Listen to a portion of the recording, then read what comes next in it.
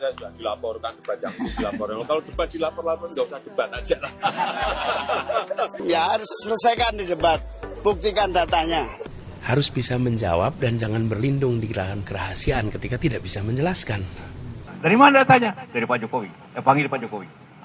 Baru rame negeri ini. Assalamualaikum warahmatullahi wabarakatuh. Kembali lagi di channel Prayoga Muhammad. Nah, kali ini teman-teman gue akan membahas ya di mana Pak Anies akhirnya dilaporkan ke Bawaslu ya terkait tentang debat kemarin di mana Pak Anies menanyakan tentang lahan yang dimiliki oleh Pak Prabowo. Padahal pertanyaan ini diadopsi dari Pak Jokowi saat debat tahun 2019 dulu ya. Tentu ini lucu, bisa menjadi senjata makan tuan. Justru ketika nanti Pak Anies ditanya soal lahan ini, tentu Pak Anies mengatakan kalau rujukan dari pertanyaan tersebut adalah dari Pak Presiden Jokowi. Nah, maka dari itu coba ya kita lihat ya bagaimana kelanjutan laporan tersebut dan bagaimana komentar dari para netizen. Tapi sebelum itu ada juga nih ya video dari Pak Jokowi yang mengatakan tentang hal ini ketika dulu. Kita lihat videonya. Saya sudah dilaporkan debat yang dilaporkan. Kalau debat dilapor-lapor nggak usah debat aja lah. Mulai debat kalau dilaporkan gimana? Kan sudah ada ketua Bawaslu dan komisioner Bawaslu ada di situ.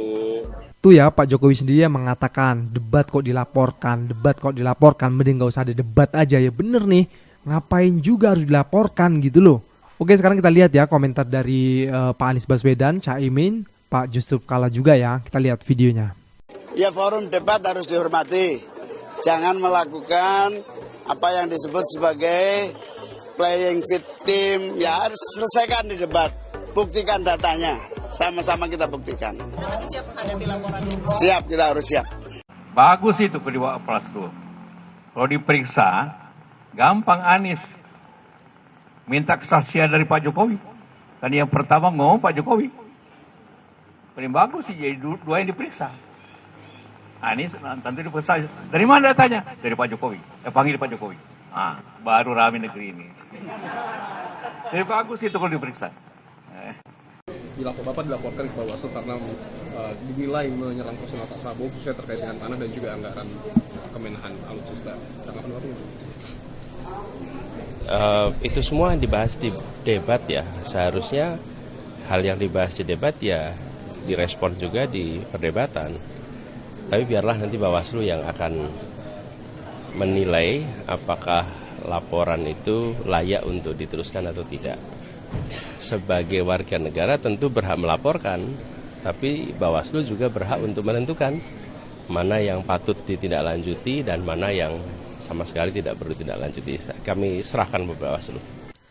Nah, sekarang kita coba ya dengarkan dari netizen ya komentarnya gimana, apakah sah atau tidak menanyakan tentang lahan yang dimiliki oleh Pak Prabowo walaupun itu sebenarnya HGU ya, hak guna usaha gitu ya. Coba kita lihat videonya. Pak Do, dalam debat Capres kemarin disinggung tentang penguasaan tanah HGU 340.000 hektar, bahkan lebih oleh seorang Capres. Itu gimana, Pak? Secara hukum boleh, sah, fine saja. Tapi maaf, correct me if I'm wrong. Apakah ini sesuai? Apakah ini merupakan format terbaik dari representasi implementasi pasal 33 Undang-Undang Dasar 45? Di mana bumi dan air dan kekayaan alam yang terkandung di dalamnya dikuasai oleh negara dan dipergunakan sebesar-besarnya untuk kemakmuran rakyat. Mungkin akan lebih impactful apabila tanah tersebut dikuasai, dikelola, dimanfaatkan oleh negara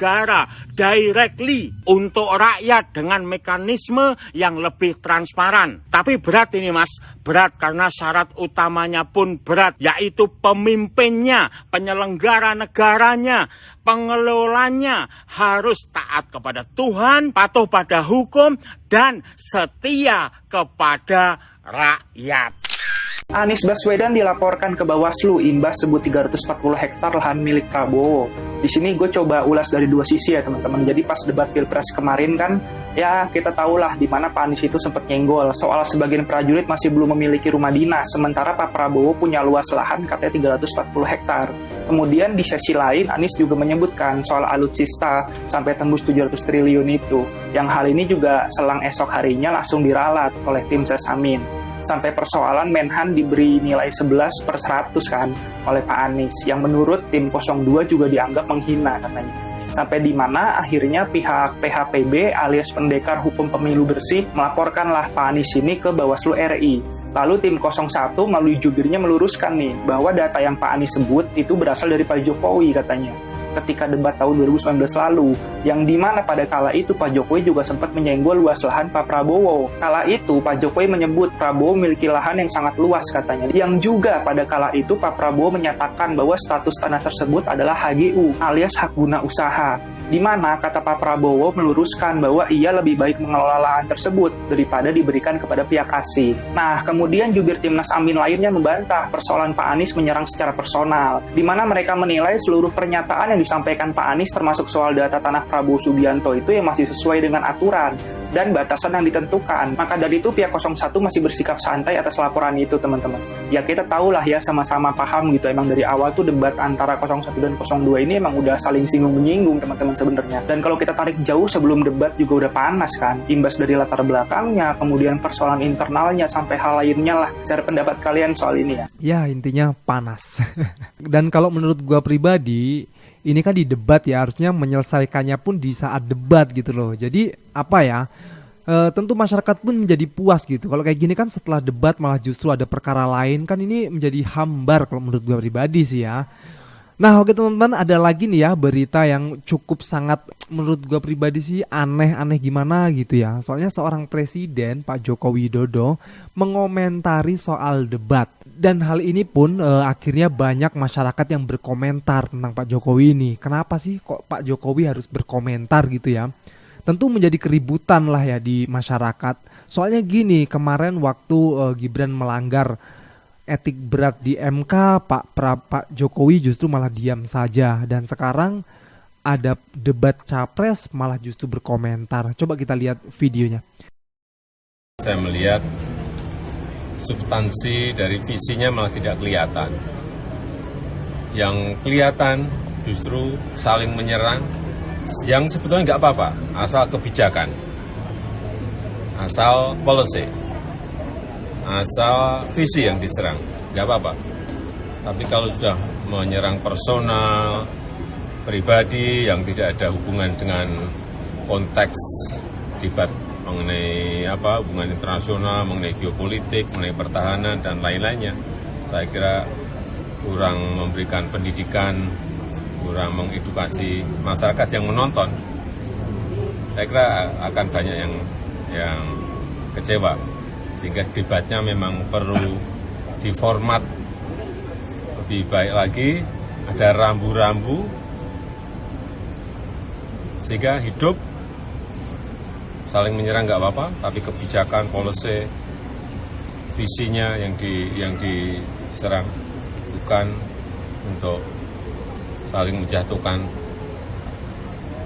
dengan motif-motif personal. Saya kira nggak baik dan nggak mengedukasi. Yang jelas untuk membatasi terkait dengan penyerangan ini, tanggapannya bagaimana Pak? Saya nggak komentar ya. KPU ini kan menyelenggarakan debat sudah dengan berbagai macam pertimbangan dan pembicaraan kesepakatan dengan semua tim pasangan calon. Misalkan termasuk dengan televisi 6 segmen pertama pembuka penyampaian visi misi program, kemudian segmen kedua dan ketiga adalah menjawab pertanyaan yang disiapkan oleh panelis yang ditetapkan oleh KPU. Kemudian segmen 4 dan 5 kan masing-masing calon mengajukan pertanyaan dan dijawab. Dan yang segmen terakhir yang ke-6 adalah penutup atau closing statement. Jadi tentang strategi, tentang substansi jawaban, bukan ranah KPU untuk membuat penilaian. KPU menyiapkan forum untuk debatnya. Jadi soal strateginya, substansinya itu sepenuhnya menjadi hak dan wewenangnya calon dan juga tim pasangan calon. Ya itu tadi ya tanggapan dari KPU-nya sendiri. Kalau menurut gue sih sepertinya dari KPU-nya sendiri tidak akan merubah format debatnya lagi ya. Coba sekarang tanggapan dari Pak Anies Baswedan dan nanti juga ada tanggapan dari netizen. Kita lihat videonya. Saya agak terkejut kok Pak Presiden ikut komentar soal debat ya. Jadi saya rasanya nggak mau komentar terlalu banyak dah. Biar publik aja nanti yang menilai. Ada juga komentar dari Pak Presiden soal alutsista. Ada beberapa hal yang bisa dibuka, tapi juga ada beberapa hal yang tidak bisa dibuka. Dalam kalau kata bahasa Pak Presiden itu nggak bisa dibuka kayak tolok lontong, saya enaknya gitu. Pak Anies Ya tinggal dijelaskan saja. Jelaskan apa yang bisa dibuka, jelaskan apa yang tidak bisa dibuka. Sederhana. Ini bisa dibuka, itu nggak bisa dibuka, gitu. Simple. Termasuk saya kan bicara soal perumahan untuk rakyat, untuk TNI. Rasanya itu sih bisa dibuka. Dan ketika bicara pembelian alutsista bekas, bahkan pembahasannya pun membicarakan tentang harga yang kemahalan. Dan ada catatan dari Kementerian Keuangan. Kan tidak dibicarakan tentang spesifikasi alatnya. Misalnya mau beli miras, kan nggak dibicarakan tentang isinya mirasnya itu apa. Kemudian di dalam miras itu ada komponen-komponen apa. Nah itu rahasia, nggak apa-apa. Tapi satuan mirasnya kan kita boleh tahu dong. Dan saya rasa di situ kan diumumkan juga. Harus bisa menjawab dan jangan berlindung di dalam kerahasiaan ketika tidak bisa menjelaskan. Pak Jokowi kecewa debat Pilpres menyerang personal, perlu diplomat lebih baik. Pak, kecewa ya sama, kita juga kecewa sama keputusan MK kemarin. Bahkan ada MK, tapi kayaknya Bapak nggak ngomentarin masalah MK gitu. Biar Bapak ingat aja, Bapak juga pernah kan waktu debat yang tahun 2019, Bapak juga pada saat itu menyerang personalnya Pak Prabowo.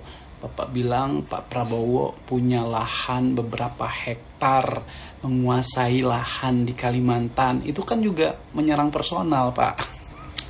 Bapak masa hal sepele kayak gini aja Bapak ikut suara. Kemarin yang Pak MK itu Pak, itu harusnya Bapak bersuara gitu. Larang, Gibran itu kan anaknya Bapak. Udah demi kepentingan bangsa harusnya bisa memutus gitu loh. Jangan Gibran, lu jangan, karena ini akan merusak konstitusi kita gitu. Itu baru salut.